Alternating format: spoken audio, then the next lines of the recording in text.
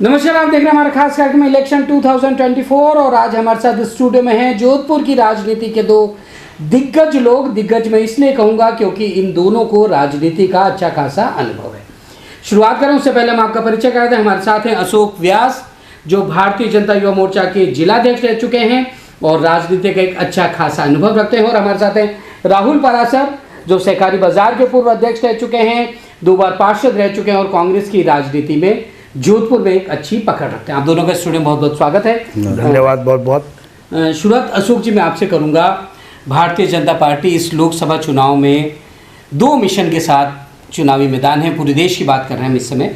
एक तो 400 पार और तीसरी बार सरकार।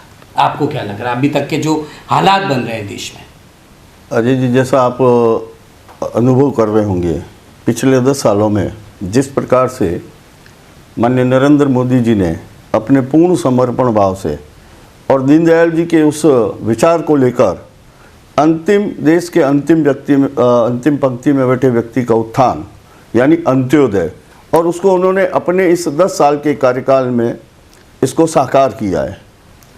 चाहे वो किसी भी क्षेत्र में हो, देश के सर्वांगीण विकास के लिए उन्होंने जिस प्रकार से अपनी योजनाओं को ईमानदारी के साथ धरातल पर उतारा, और उसी का परिणाम है कि आज भारतीय जनता पार्टी इन चुनावों में एक पूर्ण आत्मविश्वास के साथ, जो मोदी जी ने एक लक्ष्य तय किया है, भारतीय जनता पार्टी के लिए 370 और एनडीए के लिए 400, और निश्चित रूप से हम अपने कार्यों के बल पर जनता के असीम आशीर्वाद से और विश्वास के कारण इस लक्ष्य को निश्चित रूप से पूरा करेंगे। और अभी आप जिस प्रकार से राष्ट्रीय स्तर पर जो सर्वे आ रहे हैं, उन सर्वेयों में ये साफ संकेत है कि भारतीय जनता पार्टी अपने इस लक्ष्य को और एनडीए अपने इस लक्ष्य को मोदी जी के नेतृत्व में भारतीय जनता पार्टी के समर्पित कार्यकर्ताओं के परिश्रम से और जनता के आशीर्वाद और विश्वास के कारण इसको निश्चित रूप से प्राप्त राहुल जी,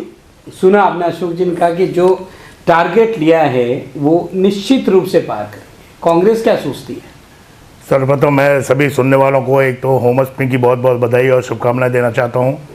साथ ही अभी अशोक जी ने जैसा बताया, पिछले 10 वर्ष 2014 से 2024 और जहां तक टारगेट की बात अपन कर रहे हैं, मुझे नहीं लगता ये टारगेट इन्होंने अपने कार्यकर्ताओं के लिए एक फिक्स किया, क्योंकि मैंने अभी कई जगह सुना डिबेट्स के अंदर इनके खुद के शीर्ष नेता अब ये कहने लग गए हैं कि ये तो हमने हमारे कार्यकर्ताओं के लिए टारगेट फिक्स किया है। और जहाँ तक मैं समझता हूँ कि ये बहुत दूर की कौड़ी रहेगी, किसी भी तरह ये उस आंकड़े को नहीं छू पाएंगे।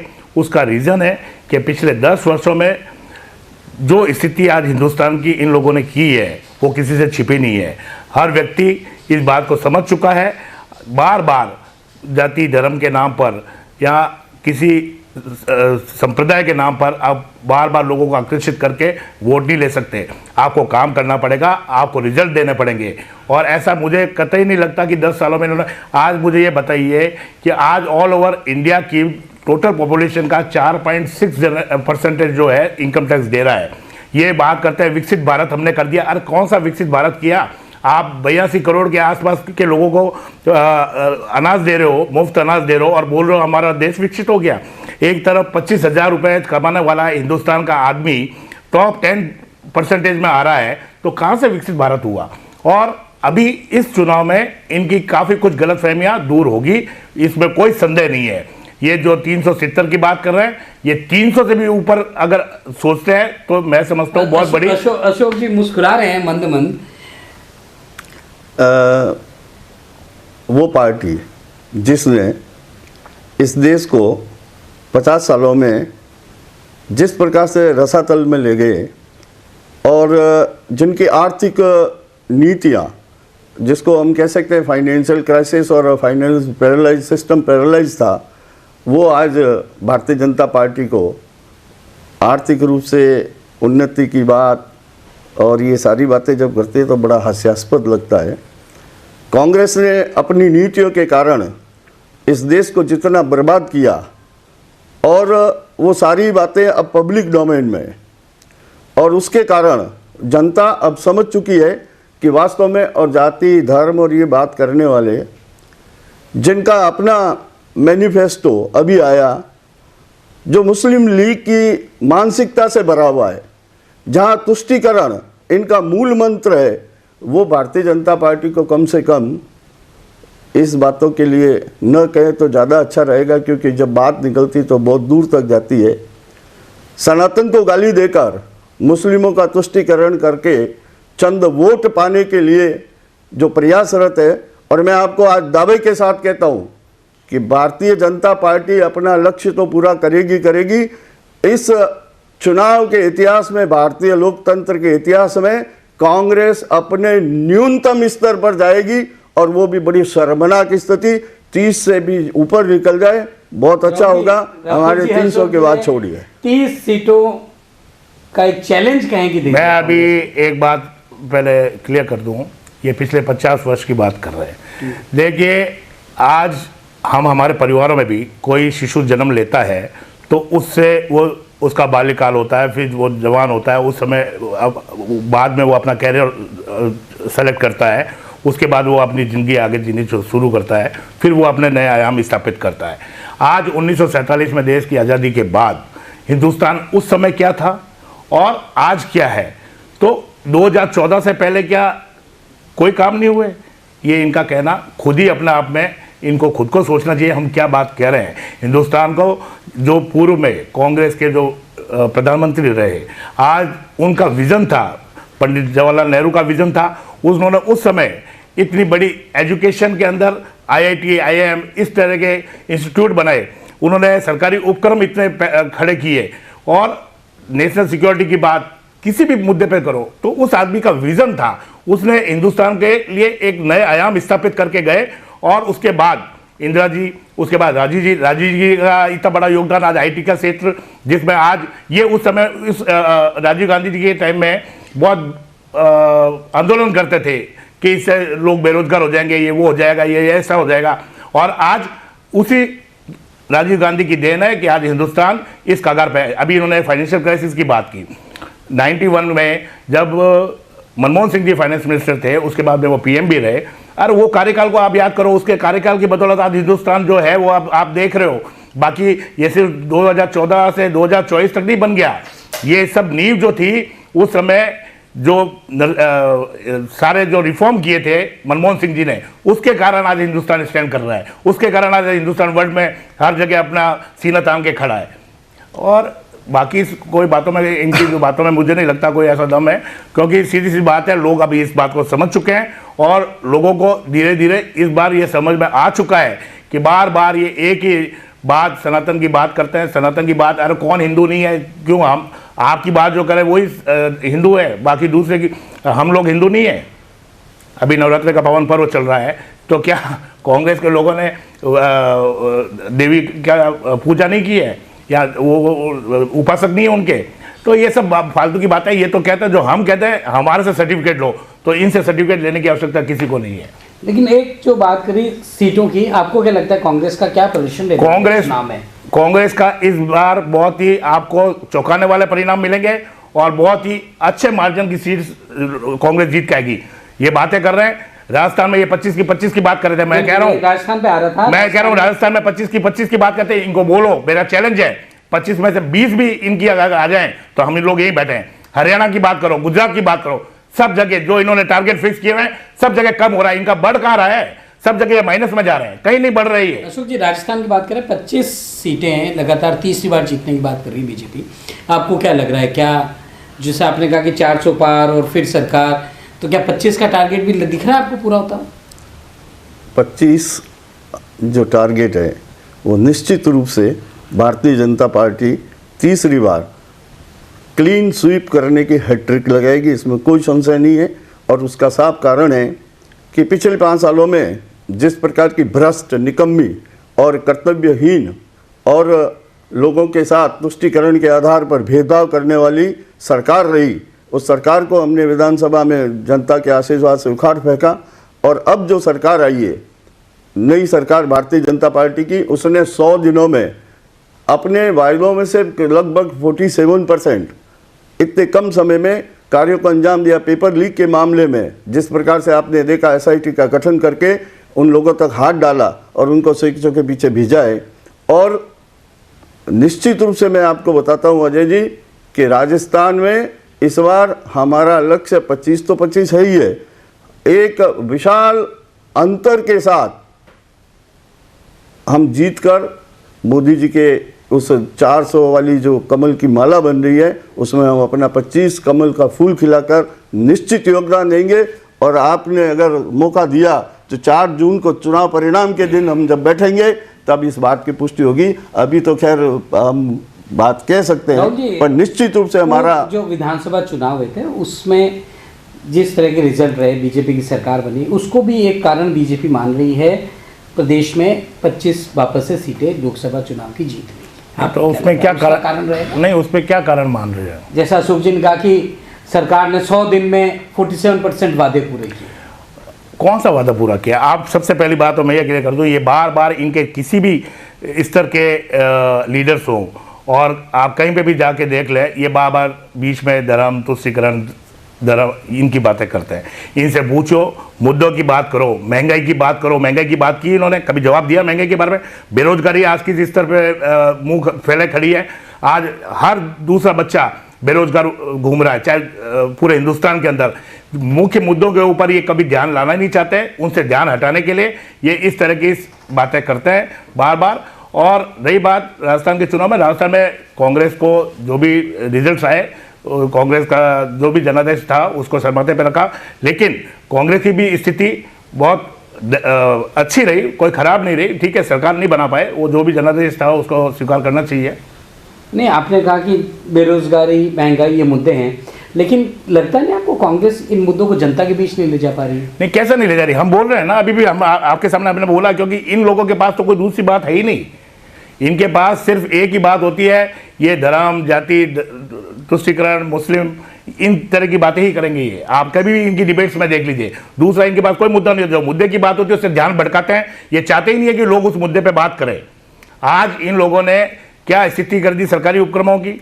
आज BSNL 2014 से पहले क्या था, आज क्या है, और इसके पीछे श्रेय किसका है? मोदी जी का। 2014 से पहले BSNL की स्थिति बहुत ही अच्छी थी। 2014 के बाद इन्होंने जितने भी टावर्स BSNL के लगे हुए थे सारे जियो को दे दिए, अंबानी जी को बुलाया, उनको दे दिए सारे टावर कि भाई आप करो काम, BSNL को हम बट्टे बैठा देंगे, और ये उसी गति से आगे बढ़े। ये तो ठीक है, थोड़ा इन पे दबाव पड़ा, नहीं तो ये तो BSNL का भी सौदा करने जा रहे थे, LIC का सौदा करने जा रहे थे। ये तो जितने भी सरकारी उपक्रम है उनको सबको ठिकाने लगाने में लगे हुए थे। और इन डील से आज इनके जो बड़े बड़े भारतीय जनता पार्टी के पूरे हिंदुस्तान में ऑफिस बन गए। कहाँ से बन गए ऑफिस? कहाँ से आया इनके पास पैसा? अभी लेटेस्ट में इलेक्ट्रल बॉन्ड में क्या तमाशा हुआ पूरी दुनिया के सामने, पूरी जनता ने देखा है। उसमें भी अभी कुछ परसेंटेज अभी बचा हुआ है। इलेक्ट्रल बॉन्ड में के बाद तो कुछ कहने का नहीं था। मैं फिर एक बार बीच में बोलना चाहूंगा, आज ये गौ माता की बात करते हैं, सबसे ज्यादा हैंडसम अमाउंट उन कंपनियों से लिया गया, करोड़ों अरबों रुपए उन्होंने उन कंपनियों से लिए। काहे की गौ माता की बात करते हैं? इनकी कथनी और करनी में रात दिन का फर्क है, और इन लोगों को आने वाला भविष्य, आने वाला युवा कभी माफ नहीं करेगा। इलेक्ट्रल बॉन्ड का इशू कांग्रेस पूरे चुनाव में उठा रही है। आपको क्या लगता है सुप्रीम कोर्ट के डिसीजन के बाद, सुप्रीम कोर्ट की डांटी के बाद वो चीज़ बाहर आई? देखिए, सवाल खड़े किए। देखिए, इलेक्ट्रल बॉन्ड को लाने के पीछे जो एक सोच थी कि चुनाव में जो ब्लैक मनी का और कैश का जो फ्लो चल रहा था, जिसके कारण कम ये व्यवस्थाएं जो बिगड़ रही थी, तो इसको कैसे रोका जाए, इस पर विचार करने के बाद उस समय के जो माननीय वित्त मंत्री अरुण जेटली जी ने जो एक मॉडल तैयार किया। और मैं एक चीज़ बहुत स्पष्ट शब्दों में बताना चाहूँगा कि ये जो इलेक्ट्रल बॉन्ड है उसके कारण कम से कम आज, चाहे ये झूठे हैं चाहे सच्चे हैं, आरोप लगाने की स्थिति में मनी ट्रेल मालूम पड़ रहा है, कहाँ से किसको कितना पैसा आया। और ये एक अच्छी व्यवस्थाएं कई होती है, कई जो नीतियाँ बनती है उसमें कहीं कहीं, और वो सुधार जो है वो सतत प्रक्रिया है। और रही बात जिस प्रकार से माननीय सुप्रीम कोर्ट ने इस विषय पर जो निर्णय दिया, मैं कोर्ट का पूर्ण सम्मान करने के साथ जनता के मन में एक प्रश्न कहीं न कहीं है। आपने व्यवस्था को गलत बताया, आपने व्यवस्था को खारिज किया। माननीय सुप्रीम कोर्ट को सारे अधिकार है, संवैधानिक अधिकार है, पर इसका ऑल्टरनेट किया हूँ, क्योंकि ये व्यवस्था केवल पैसा लेने के लिए नहीं। भारतीय जनता पार्टी ने सुचिता के आधार पर, जो आर्थिक सुचिता के आधार पर जो एक नियम था 25,000 तक का चंदा कैश लेने का, उसको 2,500 तक लिमिट किया कैश में। उसके बाद सारा, और आपको अभी जो लेटेस्ट मोदी जी का एक जो इंटरव्यू आया उसमें बताया कि जो भारतीय जनता पार्टी को इन इलेक्टोरल बॉन्ड के कारण जो पैसा मिला है उसका प्रतिशत 37%, और बाकी का कहाँ गया? ये जो इंडी गठबंधन है इन लोगों के पास है। पैसा आपने भी लिया है, पैसा, पर चूंकि एक नैरेटिव, फॉल्स नैरेटिव सेट करना है, क्योंकि कांग्रेस का दुर्भाग्य ये है कि न उसके पास नीति है, न उसके पास नेता है, न उसके पास विजन है, और सत्ता के बिना जिस प्रकार से छटपटा रही है। अब देखिए, ये आरोप लगाते हैं हम जाति धर्म उसकी बात करते हैं। जातीय जनगणना के नाम पर हिंदू समाज को, देश को बांटने का ये जो कुचक्र है, किसने शुरू किया? कांग्रेस ने शुरू किया। अब हम जाति धर्म की बात नहीं करते हैं। इनके जो तारनहार हैं राहुल गांधी, वो कहते हैं कि हिंदू धर्म में एक शक्ति है और मैं उस शक्ति से लड़ रहा हूं। अब यहाँ पर हमने उनको जाके कहा कि आप जो है इस प्रकार की बात करो।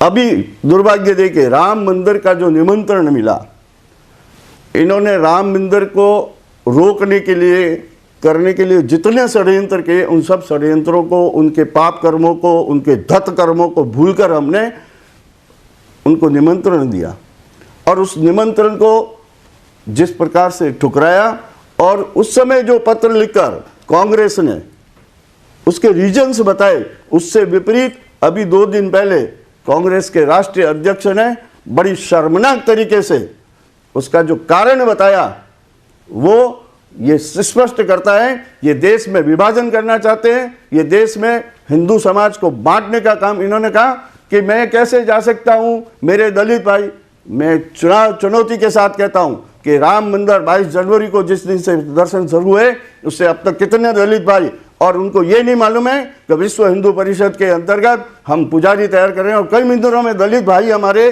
पुजारी हैं। पर इन लोगों को इस देश को बांटना है, इस देश को तोड़ना है, क्योंकि ये जॉर्ज सोरेस के पैसों के आधार पर इस देश को बांटने का और तोड़ने का काम करने में लगा है। और ये देशद्रोही और देशद्रोही कृत्य करने वालों के साथ खड़े होने वाली, और उसका सबसे बड़ा उदाहरण है जेएनयू में खड़े होकर भारत तेरे टुकड़े होंगे इंशाअल्लाह का नारा लगाने वाला, उमर खालिद के साथ रहने वाला कन्हैया कुमार को इन्होंने दिल्ली से जो प्रत्याशी बनाए, ये स्पष्ट करता है ये देश को तोड़ने के षड्यंत्र के साथ मिली हुई है कांग्रेस, और इसका जवाब 400 पार के रूप में निश्चित रूप से मिलेगा। राम मंदिर का मुद्दा, आपको नहीं लगता कांग्रेस ने निमंत्रण ठुकराकर गलती की? उसके बाद कई नेता सिर्फ इसीलिए बीजेपी में चले गए, कांग्रेस से नाराज हो गए। देखो, उस समय जो भी उनकी तत्कालिक परिस्थिति में जो भी निर्णय लिया होगा शीर्ष स्तर पर, जहाँ तक राम मंदिर की बात है, राम मंदिर के दरवाजे खुलवाने का पूरा जो कार्य था वो हमारे लेट प्रधानमंत्री स्वर्गीय राजीव गांधी जी के द्वारा किया गया, ये तो किसी सर्वविदित है। और उसके बाद में मंदिर का निर्माण अब जाके पूरा हुआ, और वो भी पूरा नहीं हुआ था, उसके आनंद फानन में चुनाव को दृष्टिगत रखते हुए इन्होंने उसका शीघ्र आयोजन किया, कार्यक्रम किया।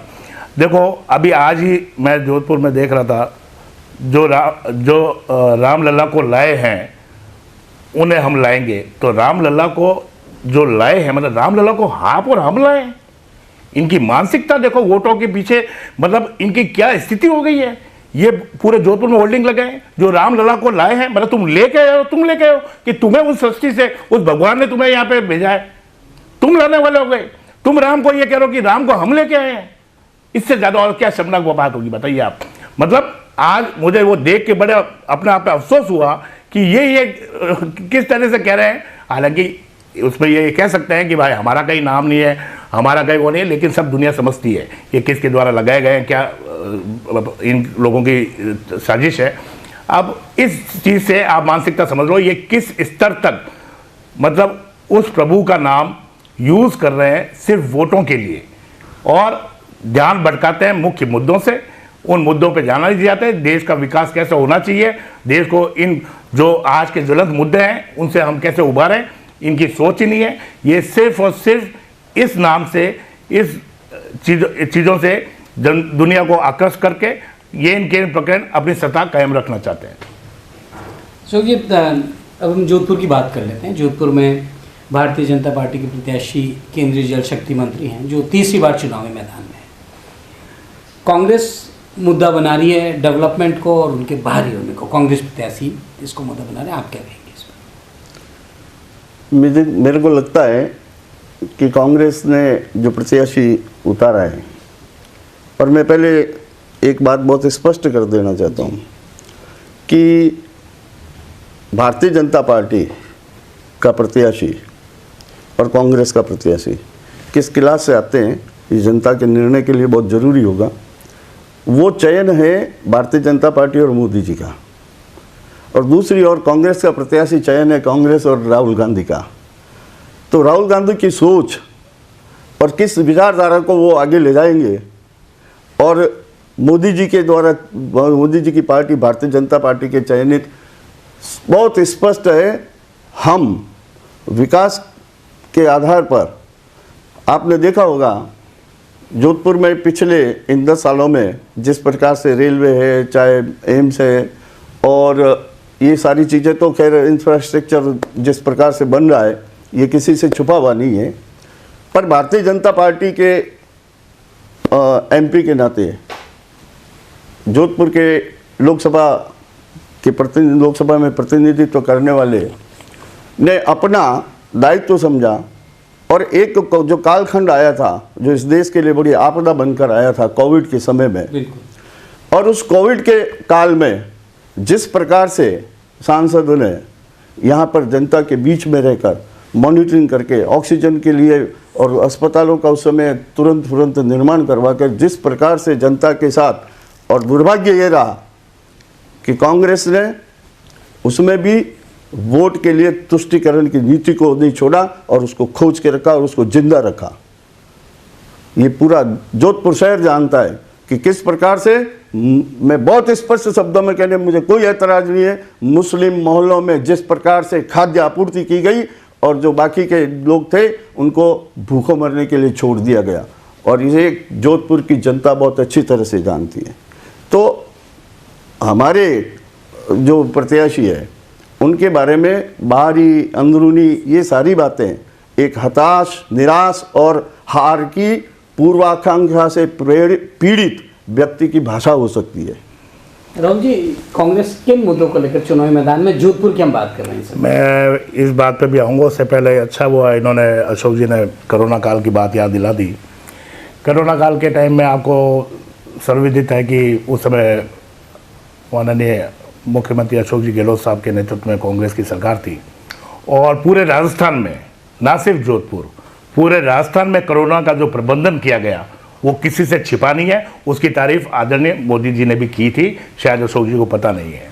दूसरा, ये जहाँ तक अपने सांसद महोदय की बात करें, मैं स्वयं पहले दिन से, जिस दिन से कोरोना शुरू हुआ था और 45 दिन तक लगातार मैं प्लस मेरे साथ सिंधी समाज के हमारे सदापुरा के काफ़ी साथी थे, उन लोगों ने टीमें बनाकर 45 दिन तक हमने लोगों की सुबह का नाश्ता, दोपहर का खाना और रात का खाना, ये सब हमें कांग्रेस के संस्कार थे, उससे देखते हुए हम लोगों ने अपने पर्सनल लेवल पे किया। और ये आज बात कर रहे हैं अपने सांसद की, उन 45 दिनों में सांसद जोधपुर तक नहीं आए। ये कौन से बात कर रहे हैं? उसके सेकंड टर्म की बात कर रहे हैं, जब ये बाद में हॉस्पिटल लगाए, ये करें, कहीं नहीं आए पहले 45 दिन में। आज भी आप चेक कर लेना, कहीं पे नहीं आए वो। और ये बात जोधपुर की जनता भी कह रही थी कि कहाँ थे सांसद साहब, वो दिल्ली में बैठे अपने घर से बाहर नहीं निकल रहे थे, उनको तो खुद को डर लग रहा था कोरोना से। आज कांग्रेस के और भी तमाम साथियों ने, मैं तो मेरी एक बात कही है, और भी तमाम साथियों ने जिन्होंने भी कार्य किए वो किसी से छुपे नहीं है, हमें किसी से सर्टिफिकेट नहीं लेना। वो पूरे जोधपुर के लोगों को पता है। और जहाँ तक इन्होंने बात करी सिर्फ मुस्लिम बस्ती, ये इनका कहना गलत है। जिस जगह ये रहते हैं स्वयं अशोक जी, उन गलियों में भी हमारे द्वारा खाने के पैकेट्स और सामग्री भिजवाई गई है, वो आज भी हमारे पास लिस्टें पड़ी है। इसलिए आप बेफालतू में अगर किसी को ये कहकर कि सिर्फ उसी संप्रदाय को कह, हाँ ठीक है, वो भी हमारी समाज का अंग है। आज हिंदुस्तान धर्मनिरपेक्ष देश है और सभी, हमने तो कभी भेदभाव किया ही नहीं किसी में भी, सभी जाति धर्म सब हमारे एक समान नज़र से देखते हैं। इसलिए इन लोगों को ये बार बार ये चीज़ लगती है और इनके शासनाथ महोदय कतई ही नहीं आए थे पहले स्लैब पे जब कोरोना का पहला काल था। सेकंड बात रही, आज इनसे पूछा जाए कि 10 साल में एक उपलब्धि बता दें तो सांसद महोदय को मैं भी आज चैलेंज करता हूँ, वो नहीं बता सकते, नहीं है उनके पास कहने के लिए कुछ, क्योंकि रूटीन विकास एक सतत प्रक्रिया है। लेकिन मेरे को ये बताइए कि इन लोगों ने किया क्या 10 साल में। आज मेंबर ऑफ पार्लियामेंट रहते हुए आज अशोक गहलोत साहब 5 साल MP रहे, तो आज उनके लिए गिनाने की इतनी बड़ी चीज़ें हैं कि मतलब हम थक जाएंगे। और उनको स्वयं को भी पूछ लिया जाए तो वो भी नहीं बता पाएंगे, क्योंकि उनको याद ही नहीं होगा उन्होंने क्या किया। मैं इसका और उल्टा इनको 10 साल रहने के बाद इनको पूछे जाए तो एक काम नहीं है इनके पास गिनाने के लिए, एक काम नहीं है। मैं इनसे जब भी बात करोगे तो सीधा सनातन मोदी जी ये इन तरह की बातें करेंगे और मुख्य मुद्दे से लोगों को भटका देते हैं। मुझे बड़ा तरस आता है और बड़े हास्यास्पद स्थिति बनती है इस प्रकार की, जब राष्ट्रीय स्तर पर भी बहसें होती है, प्रदेश स्तर पर होती है, कई स्तर पर बहसें होती है, तो एक शब्द मैं कहूँगा, ट्रैक रिकॉर्ड और टैप रिकॉर्ड। हम ट्रैक रिकॉर्ड के साथ हैं, सारा खुला पड़ा है, 3-4 करोड़ मकान बना के दिए, उज्ज्वला योजना, सड़कों का निर्माण, एयरपोर्ट्स का निर्माण, एम्स का निर्माण और एक लंबी श्रृंखला ओपन, किसी को कोई कहीं जाने की ज़रूरत नहीं। आजकल बहुत अच्छी सुविधा है, कोई भी गूगल पर जाके सर्च कर सकता है, सारे आंकड़े हैं। महंगाई की जहाँ तक बात, ये इनके लिए सिर्फ 3 चीज़ें हैं, टैप रिकॉर्डर है, संविधान खतरे में है, लोकतंत्र को बचाना है, महंगाई, बेरोजगारी। बिल्कुल है, बिल्कुल है। पूछना चाहता हूँ, आप थोड़ा सा कष्ट करके यूपीए काल में जो 11.4% जो महंगाई की दर थी और आज जो 5.5% थी, इसको कैसे कम और ज़्यादा क्या निर्णय लेते हैं वो आप पे निर्णय है, मैं इस पे ज़्यादा, क्योंकि जनता देश की सब समझती। बेरोजगारी की जिस प्रकार से IT के क्षेत्र में और अन्य क्षेत्रों में जिस प्रकार से रोजगार बढ़ा है वो जनता को मालूम है। और उसके बाद केवल अपनी खीज जनता के ऊपर निकालने के लिए ये लोग इस प्रकार की बातें और भ्रम फैलाते हैं और इनका एक ही रहेगा जब तक। अब देखिए, दुर्भाग्य देखिए, लोकतंत्र को बचाने की बात करने वाले, लोकतंत्र खतरे में बात करने वाले, जिन्होंने 1975 में इमरजेंसी लगाकर इस देश को जेल खाना बना दिया था, सारे आज़ादी की अभिव्यक्ति की आज़ादी की बात करने वाले, जिन्होंने, आपको याद होगा किशोर कुमार जैसे को बैन किया गया, ऐसे कई किस्से, पर वो लंबा विषय हो जाएगा। तो लोकतंत्र की बात, लोकतंत्र बचाना, लोकतंत्र खतरे में, इस प्रकार की बातें करना इनके मुंह से शोभा नहीं देता है। क्यों नहीं देता? लोकतंत्र आज किस तरीके से लोकतंत्र की हत्या कर रहे हैं, स्पष्ट है। सरकारी एजेंसियों का दुरुपयोग हो रहा है, उसके मार्फत आप लोगों को डरा के, मतलब आदमी आज़ाद नहीं आज हिंदुस्तान में अपनी बात कहने के लिए। हर आदमी को ये डर लग रहा है कि अगर मैंने कोई बात साफ सुथरी कह दी तो कल मेरे पास, अगर वो जिस भी हैसियत का व्यक्ति है, उस हैसियत से उस तरह की सरकारी एजेंसी उसके पीछे लग जाएगी और उसको गिरफ्तार कर लिया जाएगा। इससे बड़ा और क्या आपको एग्जाम्पल चाहिए? देखो, आंकड़े सबके पास है। आज आप बेरोजगारी की बात करो, 2 करोड़ सालाना रोजगार देने की बात कही थी मोदी जी ने, आज 10 साल निकले हैं, कितने होते हैं 2 करोड़ के हिसाब से? और आज अभी आप जो बात करते हैं, अभी आप देख लो नेट पे डाल के कितनी नौकरियां दी गई। मैं नहीं कहूँगा अपने मुंह से, आप स्वयं देख लीजिए। देखिए, दुर्भाग्य क्या है कि नौकरी का मतलब केवल सरकारी नौकरी, इसको नैरेटिव बनाकर, और वैसे भी इस बारे में कांग्रेस को बोलने का कोई नैतिक अधिकार ही नहीं है, बहुत स्पष्ट है। जिस प्रकार से देश में पिछले 10 सालों में विकास हुआ है और उसके साथ जिस प्रकार से जॉब अपॉर्चुनिटीज़ बढ़ी है और EPF के खातों में जिस प्रकार से एक्सट्रीम जंप आया है, वो अपने आप में कहानी कहती है। इनको चूँकि कहना है इसलिए कहेंगे, बोलना है इसलिए बोलेंगे, पर और ये आंकड़े खुद है अपने- ना, आंकड़े आपके सामने है ना, उनसे आप कैसे अब मुंह छुपाओगे? आंकड़े देखिए, इनके आंकड़े भी बड़े मजेदार होते हैं, बड़े सेलेक्टिव होते हैं। अब आप, मैं एक आपको बहुत छोटी सी बात कहता हूँ, आंकड़ों की जो ये बात करते हैं, जिस प्रकार से आंकड़ों में भी ये जो हेराफेरी करते हैं, अंतर्राष्ट्रीय स्तर पर भारत को बदनाम करने के लिए अरबों और खरबों रुपए का फंड रिलीज होता है। जॉर्ज सोरोस जैसे लोग, एक नाम बताया मैंने ये तो, और उनके द्वारा चलने वाले कुछ छुटभइये एनजीओज, मैं उनको छुटभइये एनजीओज कहूँगा, वो जिस प्रकार से अब भारत में हैप्पी इंडेक्स में भारत को जिस प्रकार से नीचे लाकर पाकिस्तान और लंका को ऊपर बताता है, यह सामान्य आदमी समझ सकता है कि इनका सोर्सेज कहाँ पर है। ये कहने की जरूरत नहीं है। देश की जनता, इस देश का लोकतंत्र बहुत परिपक्व है, और उस परिपक्वता के कारण है कि पिछले 50 सालों में जिस प्रकार से जो एक क्रम चल रहा था, उसको तोड़कर अब जनता ने एक खुले मन से जिस प्रकार से, और इस देश की महान जनता, जागरूक जनता अब ये जानती है कि किस प्रकार से काम करने वाले को अपलिफ्टमेंट देना और नहीं करने वालों को निकाल के सत्ता से बाहर करना, ये बहुत अच्छे से जानती है। लेकिन समय, हमारे पास समय हो गया है। आप दोनों स्टूडियो में आए और आपने चर्चा की, आपका बहुत बहुत धन्यवाद। और आज के हमारे इस कार्यक्रम फिलहाल इतना ही, हमें दीजिए इजाज़त, नमस्कार। धन्यवाद।